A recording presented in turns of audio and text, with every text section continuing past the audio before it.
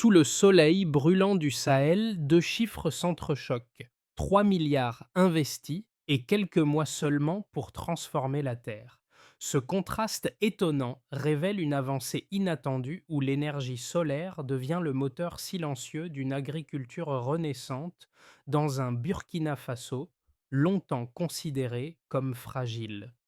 Alors, que signifie vraiment cette promesse pour un pays qui cherche à se relever? Et quel rôle Ibrahim Traoré joue-t-il dans cette équation fulgurante?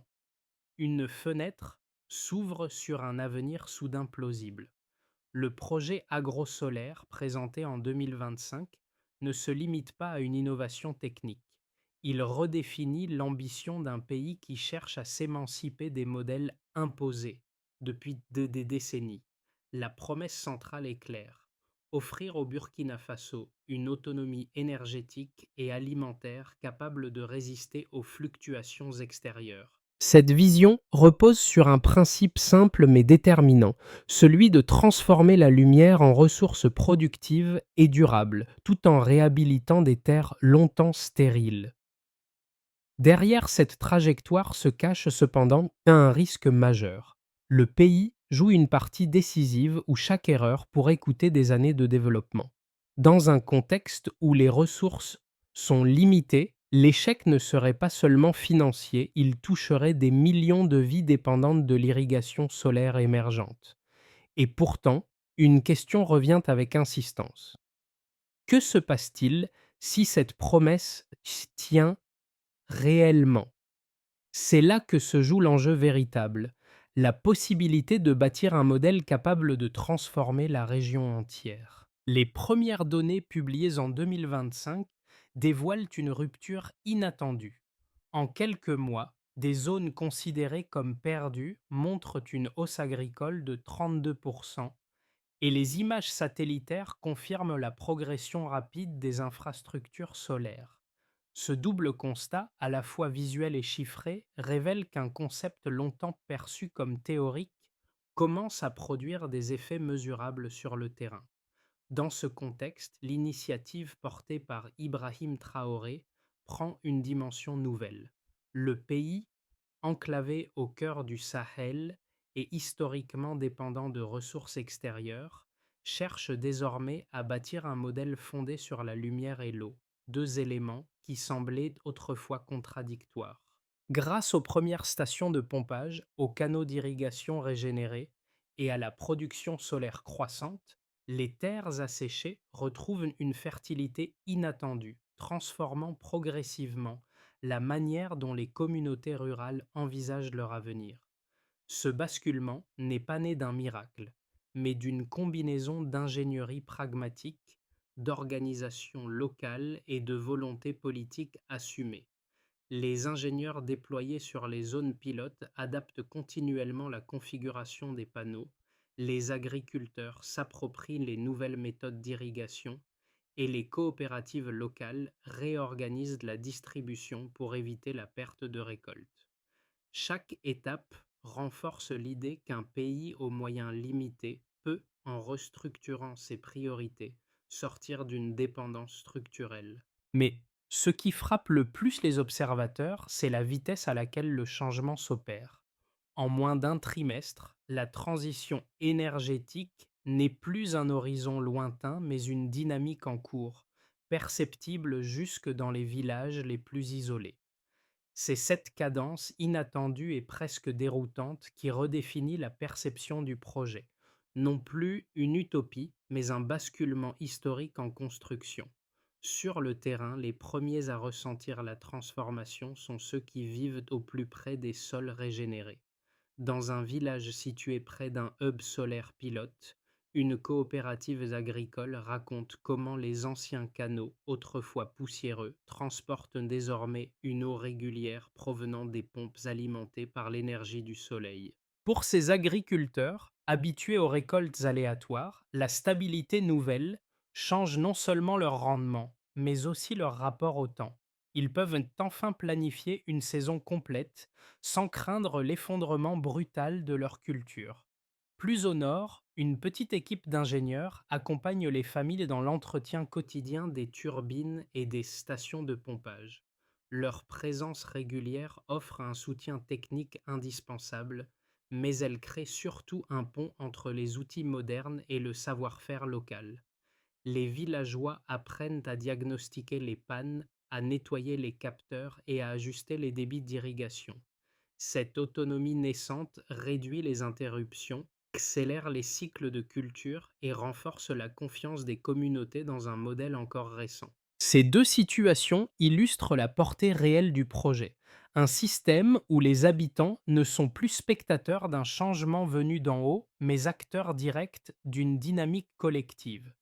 Ce rôle élargi transforme la relation entre les populations rurales et leurs terres en réintroduisant une capacité d'action souvent perdue dans les régions touchées par la sécheresse. Le plus frappant est la rapidité avec laquelle ces ajustements quotidiens produisent des effets visibles. Et la question qui revient dans chaque entretien est simple. Que devient un pays quand ses villages reprennent la main? Tout commence réellement au début de 2025, lorsque les premières stations solaires sont activées dans les zones les plus vulnérables. L'installation se fait rapidement. Les équipes creusent, posent, fixent, testent et la lumière se transforme en puissance opérationnelle. Les pompes se mettent en marche, l'eau remonte, les sols s'assouplissent et les agriculteurs observent avec prudence un phénomène qu'ils n'avaient plus vu depuis des années. Ce moment constitue l'étincelle, le point de bascule, où l'idée cesse d'être une promesse abstraite pour devenir un mécanisme réel qui réorganise la vie quotidienne. Ibrahim Traoré suit chaque étape à distance, exigeant des relevés quotidiens et demandant des ajustements immédiats dès qu'un délai apparaît, consolidant ainsi un rythme d'exécution inhabituel pour un projet d'une telle ampleur. Le climax surgit lorsque les premières images satellitaires circulent dans les médias régionaux. On y voit des parcelles autrefois séchées briller sous les reflets des panneaux, des lignes d'irrigation apparaître comme des veines nouvelles, des réservoirs se remplir à un niveau jamais atteint dans saison sèche. Dans les zones pilotes, les rendements grimpent, les coopératives enregistrent leurs meilleures récoltes depuis une décennie et les stations de pompage tournent sans interruption. Les villages s'illuminent la nuit, les marchés prolongent leurs activités et les familles commencent à stocker leurs céréales plutôt que de les consommer immédiatement. À ce stade, le projet cesse d'être un test. Il devient une dynamique nationale. Les journalistes étrangers affluent, les observateurs comparent les données, les sceptiques recalculent leurs modèles et la trajectoire du pays sort du cadre habituel de la dépendance structurelle. Puis survient l'après-coup, une onde longue qui se propage bien au-delà des zones initiales. Les importations de diesel chutent, libérant des ressources financières immédiatement injectées dans l'entretien des stations solaires. Les liaisons régionales, autrefois limitées à des échanges irréguliers, s'intensifient et le Mali y devient le premier partenaire énergétique du pays. Des milliers de femmes rejoignent les chaînes de séchage, créent des ateliers communautaires et s'établissent de nouveaux réseaux commerciaux, donnant au projet une dimension sociale inattendue mais décisive. Les jeunes des villes retournent vers les villages pour participer à la production, inversant une dynamique migratoire vieille de plusieurs décennies. Pendant ce temps, les ingénieurs nationaux prennent le relais des équipes étrangères, ajustant les panneaux, supervisant les pompes et réduisant graduellement la dépendance à l'expertise importée. Cette montée en compétences locales fait naître une certitude. Le pays peut désormais maintenir son système sans assistance externe constante, ce qui constitue une rupture historique avec les cycles précédents d'aide internationale. Ce déroulement rapide mais méthodique installe une nouvelle réalité. La lumière n'est plus une promesse, mais un outil structurant de souveraineté. Et derrière cette mécanique qui s'étend de village en village, une question revient. insistante et lourde d'enjeux. Jusqu'où ce mouvement peut-il transformer un pays qui choisit enfin sa propre trajectoire? La première rupture mesurable apparaît lorsque les équipes publient l'écart entre la capacité énergétique initiale et la production solaire atteinte en 2025. Un système qui peinait autrefois à stabiliser ses réseaux produit désormais près de 6000 MW d'énergie propre. Ce saut massif reflète un changement structurel profond, car il garantit une alimentation continue, même dans les régions les plus reculées. Cette progression s'explique par l'optimisation des hubs solaires, déployés progressivement au rythme des besoins agricoles et des priorités locales. Ibrahim Traoré met alors l'accent sur la régularité des relevés, exigeant que chaque variation soit documentée et corrigée avant d'affecter la chaîne d'irrigation. Ce suivi strict transforme un simple gain technique en une colonne vertébrale énergétique capable de soutenir l'ensemble du projet. Le deuxième indicateur clé concerne la revitalisation des terres. Plus de 4 millions d'acres sont régénérés dans les premiers mois grâce à un réseau de pompes solaires réorganisé pour lisser les débits saisonniers. Ce volume impressionnant marque une rupture avec les années précédentes, où les sols restaient stériles durant la majeure partie de l'année. Cette extension agricole n'est pas seulement une augmentation de surface cultivable, mais une amélioration de la résilience agraire face aux sécheresses récurrentes. Dans les coopératives, les agriculteurs confirment que les cycles sont désormais plus prévisibles, permettant une rotation des cultures mieux adaptée à la réalité climatique du Sahel. Ce retour de fertilité donne aux villages un levier économique immédiat, réduisant leur dépendance aux importations de denrées de base. Le troisième chiffre, peut-être le plus déterminant socialement, concerne les économies réalisées grâce à la baisse de la consommation de carburants fossiles, la diminution de 50% des importations de diesel épargne au pays près de 180 millions de dollars par an. Cette marge financière nouvelle permet de financer l'entretien des stations, la formation des techniciens et le développement des usines locales d'assemblage. Cette redistribution interne constitue une dynamique rare dans les économies du Sahel où les budgets nationaux sont souvent absorbés par des dépenses incompressibles. Dans les réunions stratégiques, les ingénieurs expliquent que la stabilité des coûts énergétiques ouvre une fenêtre opérationnelle sans précédent, car les fluctuations extérieures ne déterminent plus la viabilité du système. Cette autonomie financière émergente se propage dans les villages, où les familles observent une baisse des dépenses liées à l'accès à l'eau et à l'électricité. Ces trois, ces trois données, analysées ensemble, révèlent une cohérence qui dépasse le cadre strictement technique. Elles montrent que le projet avance selon une logique circulaire, où chaque amélioration renforce les autres et consolide la trajectoire globale. L'énergie stabilise l'agriculture alimente l'économie locale et l'économie finance la maintenance, créant un cycle capable de résister aux chocs extérieurs. La question n'est plus de savoir si le modèle fonctionne, mais jusqu'où il peut s'étendre et quel rôle il jouera dans l'équilibre régional au cours des prochaines années. Les critiques les plus structurées commencent par souligner un risque financier majeur. Dans un pays où les ressources budgétaires sont limitées, engager plusieurs milliards dans un projet hybride énergie-agriculture pourrait fragiliser la stabilité macroéconomique en cas de contretemps. Selon cette perspective, un ralentissement de la production solaire ou une défaillance d'un lot de pompes suffirait à entraîner une cascade de coûts supplémentaires, mettant à mal l'équilibre déjà précaire des finances publiques. Les sceptiques rappellent également que la dépendance initiale aux équipements importés, panneaux, batteries, turbines, expose le système à des fluctuations géopolitiques et à une vulnérabilité logistique difficile à maîtriser pour un pays enclavé du Sahel. Le second argument, plus structurel, avance que l'autonomie totale prônée par le modèle pourrait isoler le pays des partenariats internationaux nécessaires pour stabiliser son développement. Certains observateurs estiment qu'une posture trop affirmée face aux institutions financières pourrait réduire l'accès aux aides techniques et ralentir l'intégration du pays dans les réseaux régionaux. Ils mettent en garde contre un scénario où la souveraineté énergétique deviendrait un objectif poursuivi au détriment des alliances économiques, créant une tension durable entre idéal d'indépendance et nécessité de coopération.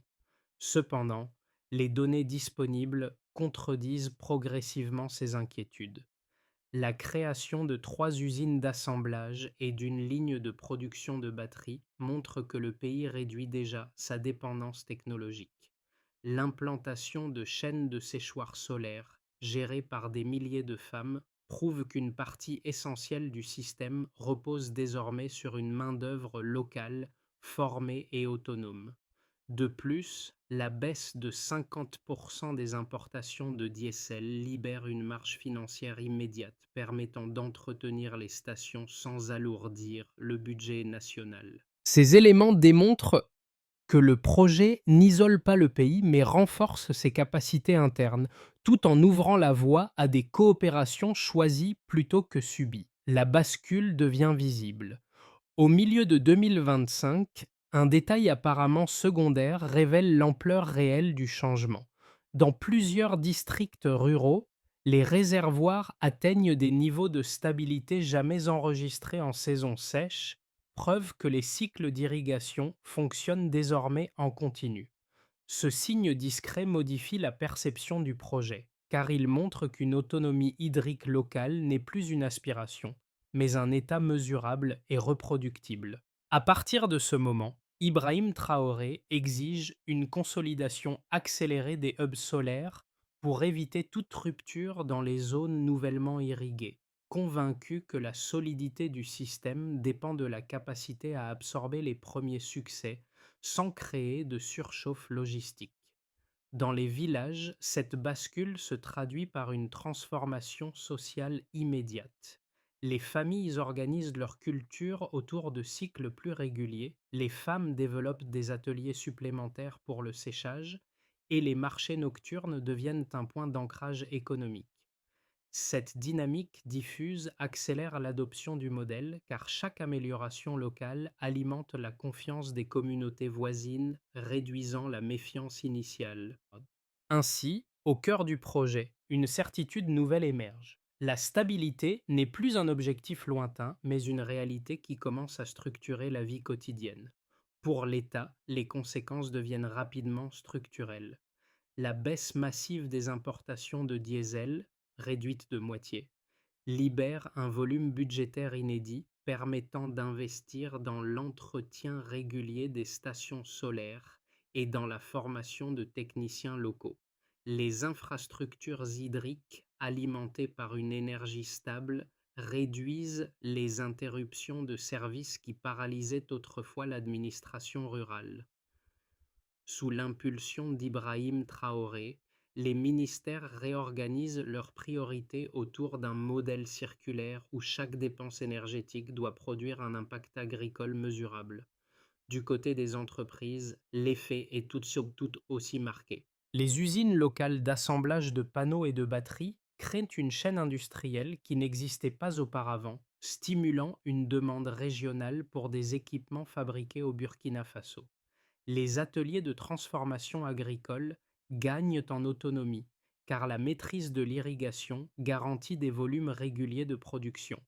Les entrepreneurs ruraux, autrefois limités par l'instabilité électrique, se tournent vers des modèles hybrides combinant stockage, transformation et distribution, ouvrant la voie à de nouveaux circuits commerciaux.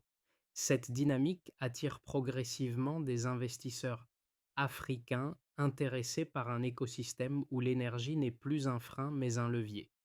Pour les populations, l'impact se traduit dans le quotidien le plus concret.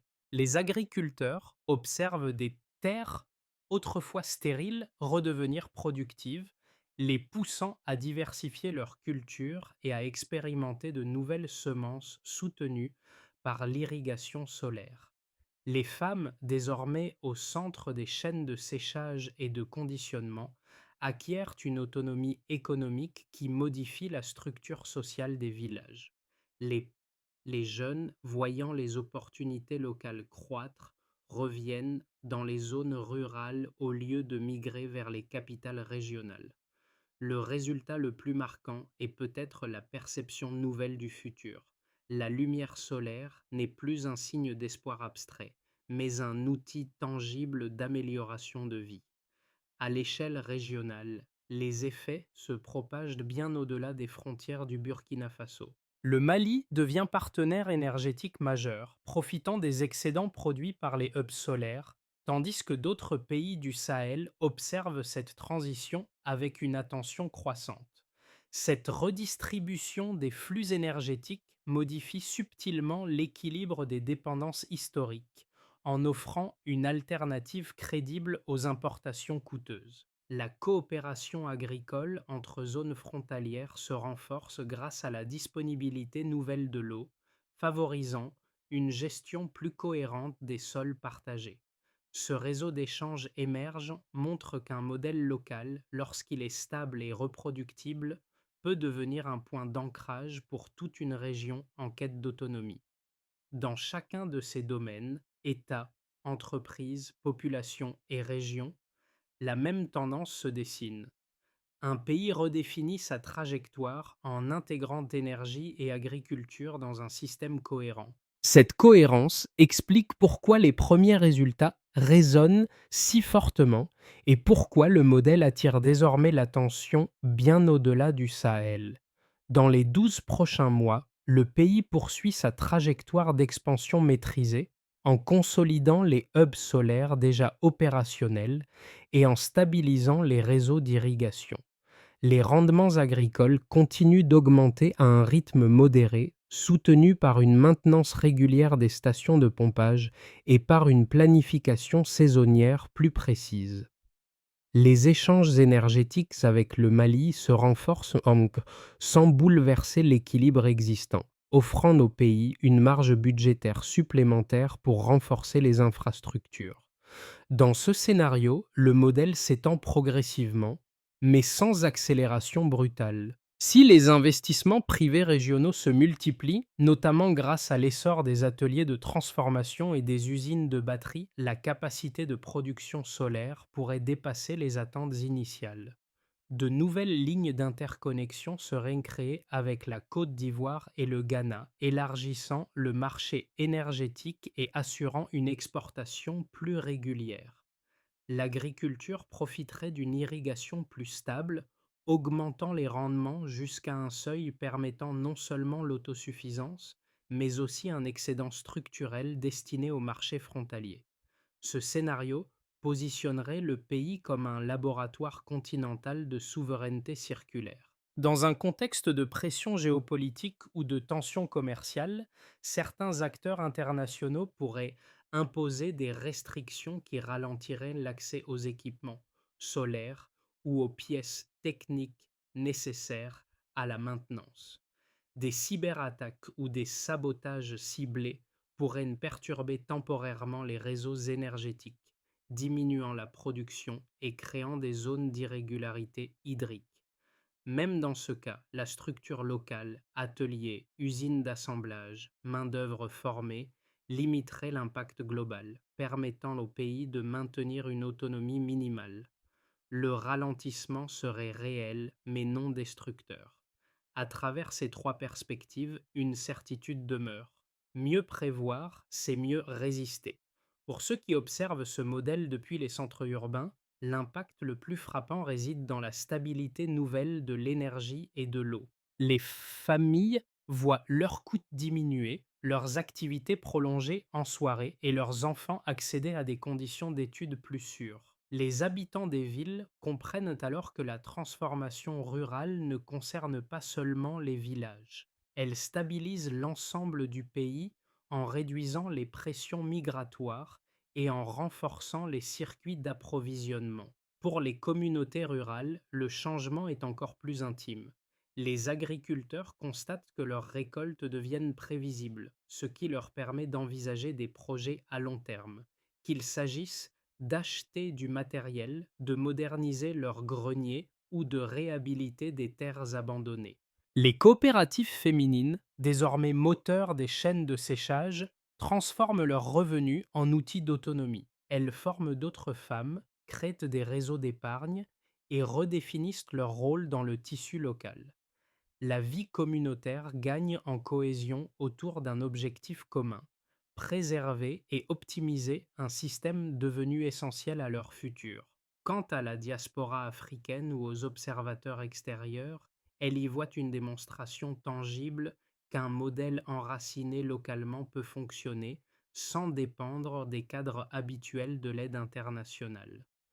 Beaucoup trouvent dans cet exemple un appel à réévaluer les approches traditionnelles du développement et à soutenir plus fortement les initiatives régionales capables de produire des résultats mesurables. Ce regard extérieur renforce la portée symbolique du changement, car il montre que l'Afrique peut proposer ses propres solutions. Pour ceux qui souhaitent aller plus loin, deux gestes suffisent: s'informer davantage et soutenir les initiatives enracinées dans les réalités locales. Pour structurer les prochaines étapes, le pays adopte une feuille de route précise articulée autour de plusieurs actions coordonnées. La première consiste à généraliser les stations solaires communautaires.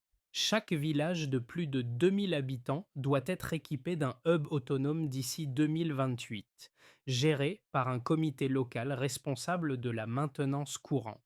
Les performances seront mesurées mensuellement à travers trois indicateurs simples: kilowatts produits, débit d'irrigation stabilisé et disponibilité nocturne de l'éclairage public, permettant de suivre l'efficacité réelle du réseau. La deuxième étape vise à consolider l'industrialisation naissante.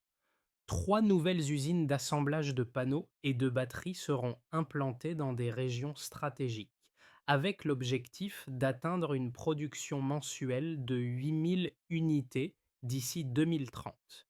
Les équipes locales seront formées par des ingénieurs nationaux afin de réduire la dépendance aux importations, tandis que des audits trimestriels évalueront le taux d'autonomie technologique. Sous la supervision d'Ibrahim Traoré, cette montée en capacité industrielle devient un pilier central de la souveraineté énergétique. La troisième étape relie directement agriculture et recherche. Des instituts agroénergétiques pilotes seront créés pour développer des semences adaptées au cycle d'irrigation solaire, avec des tests menés sur des parcelles expérimentales dans trois régions. La productivité, la résilience climatique et la capacité de stockage seront analysées pour ajuster les pratiques agricoles à grande échelle. Enfin, la quatrième étape mise sur la régionalisation. Un corridor logistique commun avec le Mali et le Niger permettra d'exporter l'énergie excédentaire et de transporter plus rapidement les produits agricoles transformés. Les progrès seront suivis grâce à un indice de coopération régionale qui combine volume échangé, régularité des flux et retombées économiques locales.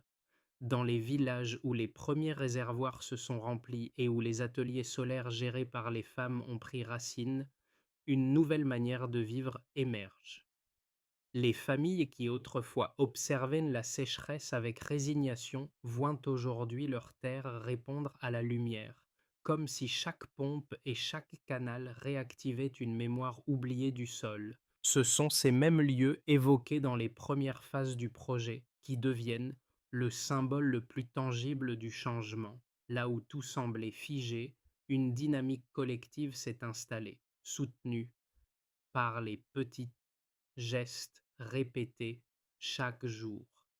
Ibrahim Traoré, souvent décrit comme méthodique et obstiné, inscrit son action dans cette continuité des villages, convaincu que la transformation durable naît d'une somme de pratiques modestes mais persistantes. La lumière n'est plus seulement une ressource, mais une nouvelle manière de se projeter dans l'avenir. en assumant que la dignité se construit à partir de ce que l'on façonne soi-même. Et c'est dans ces gestes simples, de l'eau tirée au lever du soleil, aux ateliers qui tournent tard dans la soirée, que se dessine la preuve la plus forte. La souveraineté commence dans les mains de chacun.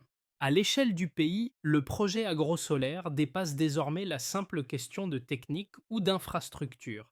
Il devient une manière nouvelle d'imaginer la place des communautés dans leur propre développement. La lumière produite dans les villages ne sert pas seulement à irriguer ou à éclairer. Elle renforce aussi l'idée qu'un avenir plus autonome peut se construire pas à pas par des initiatives locales et des gestes collectifs. Cette transformation inspire déjà d'autres régions du Sahel qui voient dans cette expérience une preuve que la résilience peut naître d'un modèle enraciné dans la réalité du terrain.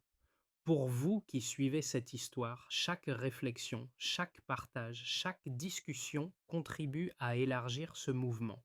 En soutenant les projets locaux, en relayant les idées ou simplement en vous informant, vous participez à cette dynamique qui dépasse les frontières et crée des ponts entre les communautés. Alors, face à ce changement en cours, quelle part souhaitez-vous jouer dans la lumière qui se construit?